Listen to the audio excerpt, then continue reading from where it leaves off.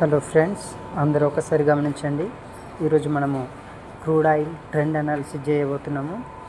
ఇప్పుడు చూడండి, crude oil morning నుంచి ఈవినింగ్ వరకు ఏ విధంగా నడిచిందని చూస్తున్నాము.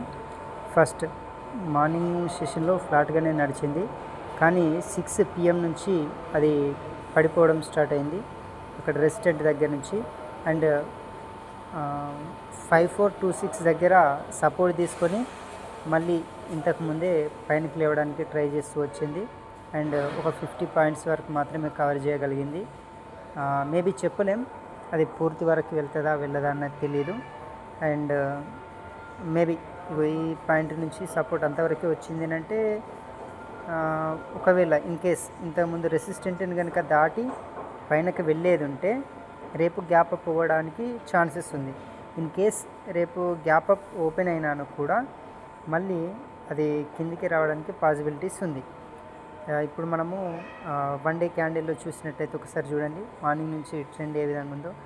మార్నింగ్ నుంచనే కాదు, చాలా రోజుల నుంచి అది డౌన్ ట్రెండ్ నడుస్తూనే ఉంది. అండ్ ఒకవేళ మనం ఇక్కడ సపోర్ట్ తీసుకున్నట్టయితే ఎక్కడుంది, 5150 వరకు, ఆ రేంజ్ వరకు ఉండొచ్చు. 5180, ఓకే, 79 ఆ రేంజ్లో మనకి ఒక సపోర్ట్ ఉంది. ఎందుకంటే ఇది వరకు అక్కడ నుంచే అది పైనకి లేచింది కాబట్టి దాన్ని మనం సపోర్ట్గా తీసుకోవచ్చు. ఇన్ కేస్ ఫ్యూచర్లో ఒకవేళ క్రూడ్ ఆయిల్ కనుక పడినట్లేదంటే ఈ రేంజ్ వరకు వచ్చేసి మళ్ళీ ఇక్కడ నుంచి పైనకి వెళ్ళడానికి పాసిబిలిటీస్ ఉంది. ఇన్ కేస్ ఒకవేళ ఈ మధ్యలో ఇప్పుడున్నటువంటి గ్లోబల్ న్యూసెస్ ఏమైనా ఇంపాక్ట్ చేసి ఇప్పుడు మనం గీసుకున్న ఈ బ్లూ కలర్ గీత ఉంది కదా, ఇక్కడ నుంచి ఈ సపోర్ట్ నుంచే పైనకి వెళ్ళేది ఉంటే మేబీ చెప్పలేం, ఇక్కడ నుంచి అయినా కానీ ఫ్యూచర్లో వెళ్ళడానికి పాసిబిలిటీస్ ఉన్నాయి.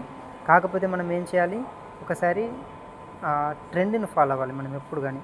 సో ట్రెండ్ని చూసుకొని మనం కనుక ముందుకు వెళ్ళేది ఉంటే ఎలాంటి లాస్ అనేది ఉండదు. అండ్ క్రూడ్ ఆయిల్ ఎప్పుడు కానీ గుర్తుపెట్టుకోండి, ఒక మూమెంట్ వచ్చింది అని అంటే కంటిన్యూస్గా ఆ మూమెంట్నే క్యారీ చేస్తుంది. ఫర్ ఎగ్జాంపుల్ ఇక్కడ వీక్లీ క్యాలెండర్ వీక్లీ టైం లైన్లో చూడండి, అది గత 2 వీక్స్ నుంచి డ్రాప్